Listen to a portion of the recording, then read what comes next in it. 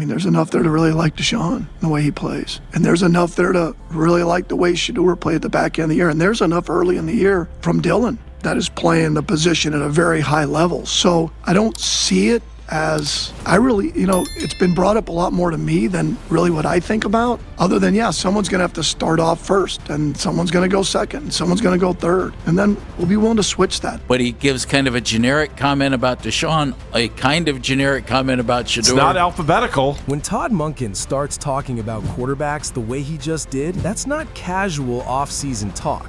That's the kind of message that quietly flips locker rooms, shifts expectations, and puts pressure on players who thought their job was safe. And right now, that pressure is sitting directly on Deshaun Watson because Shedeur Sanders is not acting like a backup anymore. I think Shedeur has clearly tried to make putting the time in matter, and he chose to be here more often during his offseason time. The moment this whole thing changed wasn't loud, it wasn't dramatic, and it didn't come with a headline at first. It came from conversations at league meetings, from inside the building, from small observations that started connecting into one big picture. Monken made it clear without actually saying it outright. Sanders has been there. He's been present. He's been learning. He's been building relationships with the coaching staff.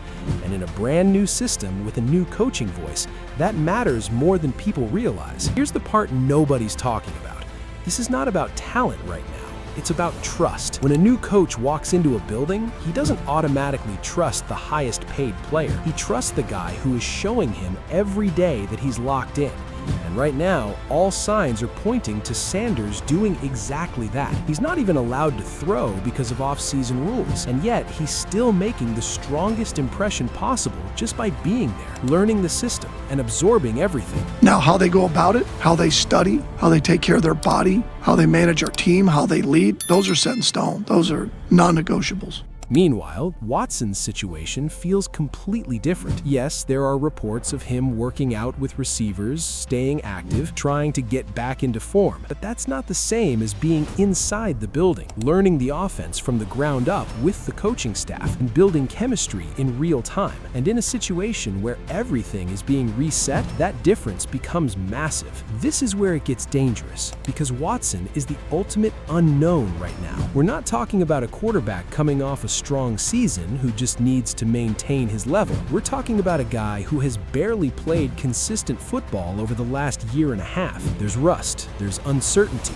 and there's a huge gap between what he used to be and what he currently is. And when you combine that with a hungry young quarterback who is doing everything right behind the scenes, you suddenly have a real competition. But what I don't appreciate is people downplaying the work that Shedeur Sanders is putting in before he quote-unquote has to. And I'm gonna tell you a few reasons why, and you know me pretty well, so I think it would make sense to you. One of the first things I say, Monken didn't crown anyone. He didn't say Sanders is the starter. He didn't say Watson is losing his job. But what he did say is even more important. He said it's an open competition. And in the NFL, when a coach uses those words about a highly paid veteran, that's a big deal, because open competition means nothing is guaranteed. It means every rep matters. It means every meeting matters. It means every impression counts. This is where young players usually make a mistake. They try to win the job too fast. They try to impress with big plays, flashy throws, or forcing the issue. But Sanders doesn't seem to be doing that. He's taking the opposite approach. He's focusing on the process, learning the system, building trust, showing consistency. And ironically, that's the exact path that often leads to taking the job without forcing it. but he gives kind of a generic comment about Deshaun, a kind of generic comment about Shedeur. It's not alphabetical. Now let's talk about the bigger picture, because this isn't just about two quarterbacks. This is about what the Browns are trying to become as a team. They're coming off a period of inconsistency, frustration, and unanswered questions. And now, with a new coaching direction, everything is being evaluated. Not just quarterback play, but identity, culture, and long-term strategy. You can see it in how they're approaching the draft. Instead of forcing a quarterback pick, there's a real possibility they focus on building the roster around whoever wins this job. Wide receivers, offensive line help, and overall depth are all on the table, and that tells you something important. The Browns are not desperate to find a quarterback right now. They're willing to see what they have in Watson and Sanders first. People are choosing to do their workouts in different places. Obviously, Deshaun's down in Florida working with Jerry Jeudy and other guys. Dillon Gabriel, I'm assuming he's working. He lives in Hawaii. That's really far away, so I'm sure he's like, I'm trying to spend family time while I work out, whatever he wants to do. Shedeur's been pretty clear, though, that like he's been trying to put the work in. And that makes this competition even more intense, because this isn't just about winning a starting job for one season. This could define the direction of the franchise for the next few years. If Watson wins and returns to form, the Browns can build around him and justify the massive investment. If Sanders wins, it changes everything. It means a fifth-round pick just outworked and outperformed a franchise quarterback, and that would send shockwaves across the league. Here's the part nobody's talking about. Locker rooms notice everything. Players see who's showing up. They see who's putting in the work. They see who's consistent. And over time, they start forming their own opinions about who they trust. If Sanders continues on this path, he's not just competing with Watson in the eyes of the coaches. He's competing in the eyes of his teammates. I hate to say this. I know we believe that in utopian sports world, but that's not true.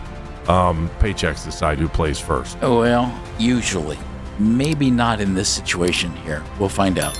And he said where you start isn't necessarily where you finish, so... And once that shift happens, it's very hard to reverse, because football is not just about schemes and playbooks. It's about belief. It's about who the team rallies around. And if a young quarterback earns that belief, it can completely change the dynamic of the entire roster. At the same time, Watson still has the edge in experience. He's been in big games, he's shown elite-level play in the past, and if he finds his rhythm again, this competition could end quickly. That's why this situation is so fascinating. It's not a simple battle between a veteran and a rookie. It's a battle between proven potential and present momentum. Here's what I would say. This doesn't have to become a Shedeur versus Dillon thing, is my main point in this. Like, it doesn't have to be, well, look what Shedeur's doing versus look what Dillon's doing, look what Shedeur's doing what he wants to do for his work. He wants to be here for it. I think that's great.